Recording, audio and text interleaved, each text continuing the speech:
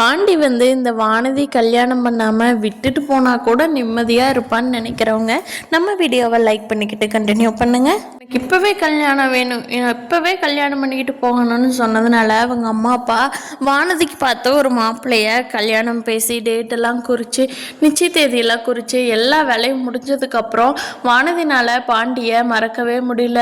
ஐயோ இப்போ என்ன பண்ணுறதுன்னு யோசனை பண்ணி பார்த்தாங்க.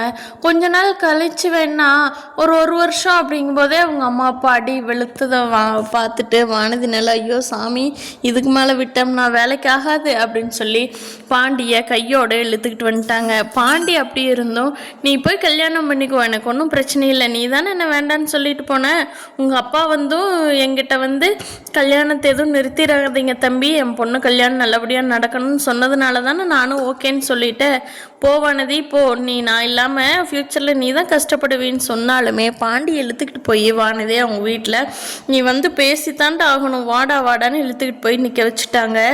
வானதி கூட்டிகிட்டு போய் இழுத்து வச்ச நேரம் கரெக்டாக மாப்பிள்ளையோட அம்மா அப்பாவும் வந்துட்டாங்க.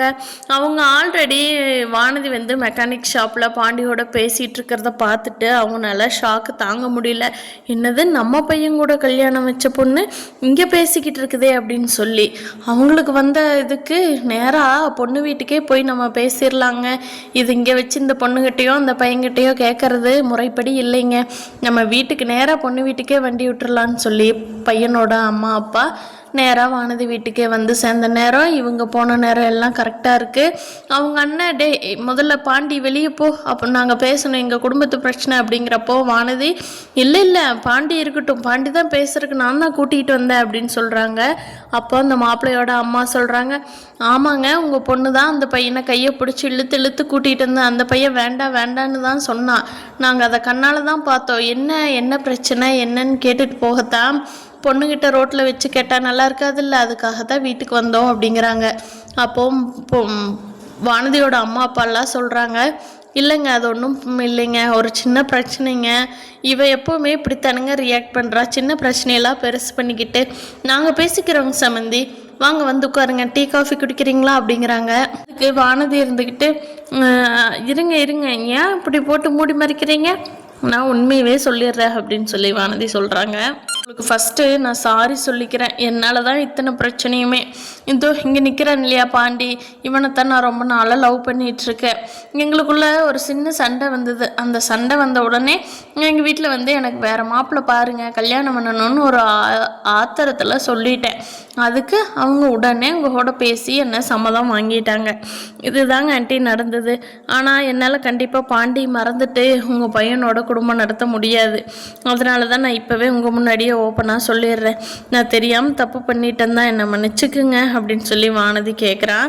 அப்போ அவங்க ஏம்மா இதெல்லாம் நீ முன்னாடியே சொல்ல மாட்டியாம்மா, ஒரு பையனை லவ் பண்ணுறேன்னு சொல்லியிருந்து நாங்களே நிச்சயத்து வரைக்கும் போயிருக்க மாட்டோமேம்மா, ஒதுங்கி போயிருப்போமே, உனக்கு முன்னாடி சொல்லணும் அறிவில்லை அப்படின்னு சொல்லி கேட்குறாங்க. பாண்டி கோவம் வந்துடுது, அவள் அப்படி தாங்க கொஞ்சம் புரிஞ்சுக்க மாட்டா, தெரியாமல் பண்ணிட்டா மன்னிச்சிருங்க அப்படின்னு சொல்லி பாண்டி தான் அவங்ககிட்ட மென்மையாக பேசி அவங்கள பெருசாக எதுவும் பிரச்சனை பண்ண விடாமல் இங்கே சம்மந்தம் வச்சாம்பாரு அப்படின்னு சொல்லிக்கிட்டு வெளியே கிளம்பி போயிட்டாங்க. வானதியோட அம்மா அப்பா அண்ணன்லாம் போட்டு வானதி வெளுத்து வாங்க வர்றாங்க, ஏண்டி இப்படித்தான் வர்ற சம்மதத்தை கெடுத்துடுவியாடி, நல்ல இடம் பெரிய இடம் நல்லா இருப்பின்னு தானே சம்மதம் பேசணும் அப்படிங்கிறாங்க. ஆனால் பாண்டி வானதியை காப்பாற்றிக்கிறாரு, எந்த அடியும் விழுகாமல் பார்த்துக்கிறாரு. இங்கே பாருங்கள் அவளை அடிக்காதீங்க விட்டுருங்க, அவள் தான் அவளை பற்றி உங்களுக்கு தெரியுமே, அவள் தான் தெரியாமல் பேசிட்டா அப்படின்னு சொல்லி அவங்களையெல்லாம் சமாதானப்படுத்திட்டு பாண்டி கிளம்பி போயிடுறாரு. வானதி பத்திரமா வீட்டில் விட்டுட்டு நிலாவும் திவ்யாவும் காஃபி ஷாப்பில் டீ குடிச்சிட்டு இருக்கிறப்போ நிலா எப்போ பாரு சோழனோட இதையவே தான் பேசிகிட்டு இருக்கிறாங்க. அதை கேட்ட திவ்யா, ஏன் நிலா டிவோர்ஸ் வாங்கினதுக்கப்புறம் சோழன் இப்படி பேசிகிட்டு இருக்கிறியே, டிவோர்ஸ் வேண்டான்னுலடி சொல்லிட்டு வந்திருக்கணும் அப்படிங்கிறாங்க.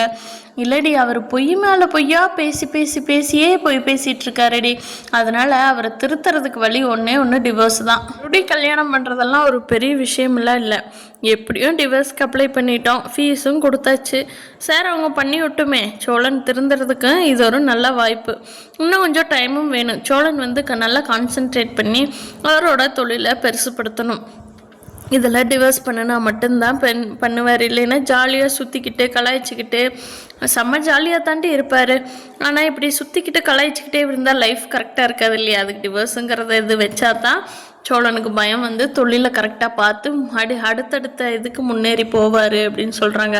திவ்யா சொல்கிறாங்க, அதுவும் கரெக்டு தான் நிலா, நீ பண்ணினது. அதுக்குள்ளே நீ நம்ம கம்பெனியும் ஸ்டடி பண்ணிடலாம், நீ ஏதாவது ஹெல்ப் பண்ணுறதுனாலும் பண்ணிக்கலாம் அப்படிங்கிறாங்க. ஆமாண்டி பார்க்கலாம், சரி நம்ம வேலையை பார்ப்போமா அப்படிங்கிறாங்க. இவங்க டீ குடிச்சிட்டு இருக்கிற அதே கடைக்கு ராகவன் வர்றாரு. வந்து ஹலோ என்ன கைஸ், என்ன டீ குடிச்சிட்ருக்கீங்களா அப்படிங்கிறாங்க. நிலா வந்து அவர் பார்த்துட்டு கோவமாக எதுவுமே பேசலை. ஆனால் திவ்யா இருந்துட்டு, சார் ஆமாங்க சார், நாங்கள் டீ அப்புறம் எப்படி போயிட்டுருக்கு அப்படிங்கிறாங்க. ஓகே, ஏதோ பண்ணிகிட்ருக்கோம், ஒன்றும் பிரச்சனை இல்லை அப்படின்னு சொல்லி திவ்யா சொல்கிறாங்க. சரி ஓகே திவ்யா, ஏதாவது ஹெல்ப் வேணும்னா கேளுங்க, ஓகே நான் ஹெல்ப் பண்ணித்தரேன். அஃபிஷியல் சம்மந்தமாக ஏதாவது ஹெல்ப் வேணும்னா சொல்லுங்கள், எனக்கு தெரிஞ்சதை என்னால் முடிஞ்சதை நான் பண்ணித்தரேன். எல்லோரும் நல்லா இருக்கணும் இல்லையா, ஒருத்தருக்கு ஒருத்தர் ஹெல்ப் பண்ணுவோம். நாளைக்கு நான் ஒரு ஹெல்ப் கேட்டால் உங்களது பெரிய கம்பெனியான உடனே நீங்கள் பண்ணி தர மாட்டிங்களா என்ன அப்படிங்கிறாங்க. சார் ஷியோர் சார் அப்படிங்கிறாங்க திவ்யா. நிலா அவர்கிட்ட எதுவுமே பேசல, திருப்பி முறைச்சி பார்த்துக்கிட்டே உட்காந்துக்கிட்டாங்க. என்ன நிலா, பழசையில் எப்போ நினச்சிக்கிட்டே தான் இருப்பீங்களா, மறந்துட்டு டேக் இட் ஈஸின்ட்டு அடுத்த வேலையை பார்த்துட்டு ஃப்ரெண்ட்ஷிப்பாக மூவ் ஆன் பண்ணி போயிட்டே இருக்கலாமே அப்படிங்கிறாங்க. நிலா ஓகே சார் பாய் அப்படின்னு சொல்லிட்டு நிலாவும் திவ்யாவும் வேகமாக கிளம்பி போயிடுறாங்க. திவ்யா கேட்குறாங்க நிலா கிட்ட, என்னடி கம்பெனி விட்டு வெளியே வந்தோம், இன்னும் உன்னை பார்த்து வலியறதை விடலையாட்டு இருக்குது ராகவ் சார் அப்படிங்கிறாங்க. இன்னும் ராகவ் சார் ஏண்டி கொடுமைப்படுத்துகிற, நம்ம தான் அந்த கம்பெனி விட்டு வெளியே வந்துட்டோமே, ராகவன் மட்டும் சொல்லு அப்படின்னு சொல்லி நிலா சொல்கிறாங்க. ஓகே திவ்யா, கூல் நிலா அப்படின்னு சொல்லி சொல்கிறாங்க. பார்த்தா சென்னையில் இருக்கிற ஒரு அட்வொகேட் வந்து நம்ம நிலாவோட அப்பாவுக்கு தெரிஞ்சவங்க தான். அவங்க வந்து நிலாவோட அப்பாவுக்கு ஃபோன் பண்ணி, உங்கள் பொண்ணு இப்போ டிவோர்ஸ் பண்ணிட்டாங்க சார், திருவண்ணாமலை வந்துட்டாங்களா அப்படின்னு கேட்குறாங்க. அப்போ நிலாவோட அப்பா ஆச்சரியப்பட்டு கேட்குறாரு, என்னது டிவோர்ஸ் பண்ணிட்டாளா, எப்போ டிவோர்ஸ் பண்ணா அப்படின்னு சொல்லி கேட்குறாங்க. சார் நேற்று தான் வந்து கோர்ட்டில் எங்களுக்கு டிவோர்ஸ் வாங்க சம்மதமா அவங்களுக்கு அப்படின்னு கேட்குறப்போ, ஆமாம் சம்மதம்னு சொல்லி 2 பேரும் சொல்லி எல்லாம் வாங்கிட்டு டிவோர்ஸ் பேப்பர்ஸ் எல்லாம் வாங்கிட்டு போயிட்டாங்க சார். அந்த வக்கீல் கூட என் ஃப்ரெண்டு தான், கன்ஃபார்மாக தெரிஞ்சதான் நான் உங்களுக்கு கூப்பிட்றேன் அப்படிங்கிறாங்க. நிலாவோட அப்பா, தேனு இங்கே வா, இங்கே வா, நிலா வந்து டிவோர்ஸ் வாங்கிட்டாலாம், அந்த சோழனை விட்டு பிரிஞ்சுட்டாலாமா, நம்ம போய் கூட்டிகிட்டு வந்துடலாமா தேனு நம்ம வீட்டுக்கு அப்படிங்கிறாங்க. தேனு வேகமாக வந்து, என்னங்க சொல்கிறீங்க, அந்த லைஃபு கொஞ்ச நாள் அவ்வளோனாலே இருக்க முடியாதுங்க, இங்கே இவ்வளோ சொகுசாக வளர்ந்த பொண்ணு அங்கே போய் அந்த பிஞ்ச வீடு உடஞ்ச வீடு இதுலெல்லாம் இருக்க முடியுமாங்க, இப்போவாது அவளுக்கு புத்தி வந்து டிவோர்ஸ் பண்ணாலே பாருங்க, டிவோர்ஸ் பண்ணிவிட்டு நமக்கு கூட ஒரு ஃபோன் பண்ணவே இல்லை, இவளுக்கு எவ்வளோ தலைக்கணம் பார்த்தீங்களா, சரி நம்ம பொண்ணு தானே தேனு, வா நம்மளே போய் கூட்டிகிட்டு வந்துடுவோம், அவள் சென்னையில் ஒருத்தி ஏன் கஷ்டப்படுறா, இவ்வளோ நாள் தான் கல்யாணம் பண்ணி புருஷன் வீட்டில் இருக்கணும்னு சொல்லி விட்டுருந்தோம், இப்போ தனியாக அவன் எனக்கு கஷ்டப்படணும் தேனு, வா நம்ம போய் நம்ம வீட்டுக்கு கூட்டிகிட்டு வந்துடலாம் அப்படிங்கிறாங்க. சரிங்க நாளைக்கு கிளம்பி போகலாம் அப்படின்னு சொல்லி தேனும் சொல்கிறாங்க. உங்களுக்கு தெரியுங்கிற விஷயம் நிலாவுக்கு தெரியாது, நிலாவுக்கு தெரிய வரும்போது நிலா எப்படி ரியாக்ட் பண்ணுறாங்க அப்படிங்கிறத அடுத்தடுத்த எபிசோடில் பார்க்கலாம். சேனல் இன்னும் சப்ஸ்கிரைப் பண்ணாமல் இருந்தால் சப்ஸ்கிரைப் பண்ணிவிட்டு அடுத்தடுத்த அப்டேட்ஸ்க்கு ரெடியாக இருங்க.